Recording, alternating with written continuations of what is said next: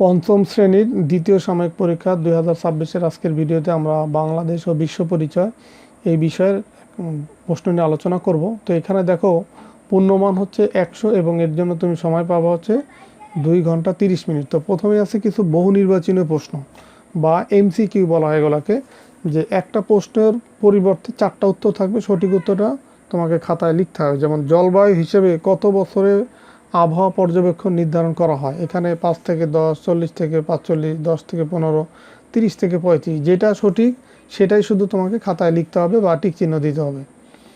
2 নম্বর প্রশ্ন দেখো, শ্রেণীকক্ষে সমতাভিত্তিক শিখন পরিবেশ করতে কি প্রয়োজন? 4টা থেকে সঠিকটা টিক চিহ্ন দেবা।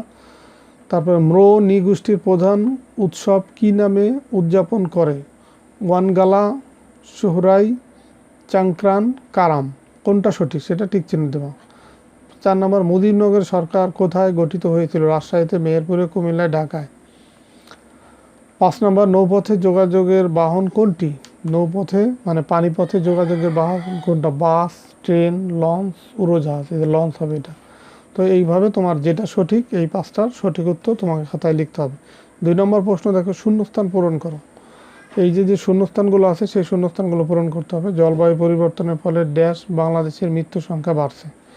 970 সালের নির্বাচনে, এখানে 970 হবে না, এখানে হবে 1970 সালের নির্বাচনে ড্যাশ জয়লাভ করে। রাষ্ট্রের শান্তি শৃঙ্খলা রক্ষায় সকলকে ড্যাশ মেনে চলা উচিত। মালদ্বীপের বেশিরভাগ মানুষ ড্যাশ ভাষায় কথা বলে। মাওলানা ভাসানী সারা জীবন ড্যাশ মানুষের জন্য কাজ করেছেন। 3 নম্বর দেখো, শুদ্ধ অশুদ্ধ লেখা। এই যে 5টা বাক্য আছে, এই 5টা বাক্য এই যে ছোট ও দূরের জিনিস দেখতে অসুবিধা, বুদ্ধি প্রতিবন্ধকতার লক্ষণ। তো এখানে এটা যদি সঠিক হয় তুমি শুদ্ধ লিখবা, যদি ভুল হয় তাহলে অশুদ্ধ লিখবা। এইভাবে 5টার ক্ষেত্রেই যেটা শুদ্ধ বা যেটা সঠিক সেটা শুদ্ধ লিখবা, যেটা ভুল সেটা অশুদ্ধ লিখতে হবে।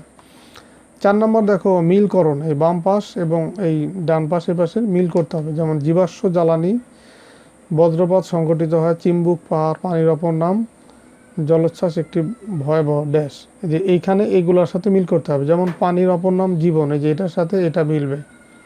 এইভাবে প্রত্যেকটার সাথে কার সাথে কোনটা মিলবে সেটা তোমাকে মিলিয়ে লিখতে হবে। 5 নম্বর প্রশ্ন দেখো, সংক্ষিপ্ত প্রশ্নের উত্তর দাও। 7টির মধ্যে 5টি, এখানে 7টা সংক্ষিপ্ত প্রশ্ন আছে, 5টির উত্তর দিতে হবে। যেমন বনজ সম্পদ বলতে কি বোঝায় এবং এর গুরুত্ব কি? আবহাওয়া ও জলবায়ুর মধ্যে পার্থক্য কি? বিশেষ চাহিদা সম্পন্ন শিশু বলতে কি বোঝায়? একে ফজলুল হককে বাংলার বাঘ কেন বলা হয়?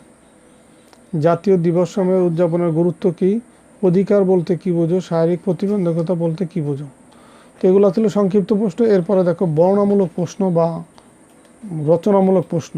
তো এগুলো একটু বড় করে লিখতে হবে। এখানেও 7টির মধ্যে 5টির উত্তর দিতে হবে। যেমন নগরায়ন ও শিল্পায়ন কীভাবে পরিবেশ দূষণ করেছে ব্যাখ্যা করো। দক্ষ জনশক্তি দেশের মূল চালিকা শক্তি উক্তিটির তাৎপর্য ব্যাখ্যা করো। ব্যক্তিগত বাজেট কি এবং কেন এত গুরুত্বপূর্ণ? জলোচ্ছ্বাস প্রতিরোধে আমরা কি কি ব্যবস্থা নিতে পারি? জলবায়ু পরিবর্তনের ফলে কি কি ধরনের দুর্যোগ দেখা দেয় ব্যাখ্যা করো। বাংলাদেশের মুক্তিযুদ্ধের তাৎপর্য ব্যাখ্যা করো।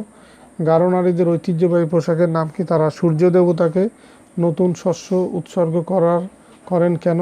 খাসি নৃগোষ্ঠীর সাথে তাদের 4টি মিল দেখাও। তো এখান থেকে 7টা থেকে 5টি প্রশ্নের উত্তর লিখতে হবে।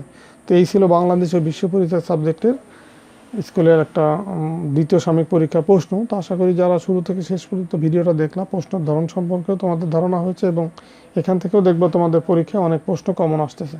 তো ঠিক আছে, সবাই ভালো থাকো, সুস্থ থাকো, কথা হবে পরের ভিডিওতে। আল্লাহ হাফেজ।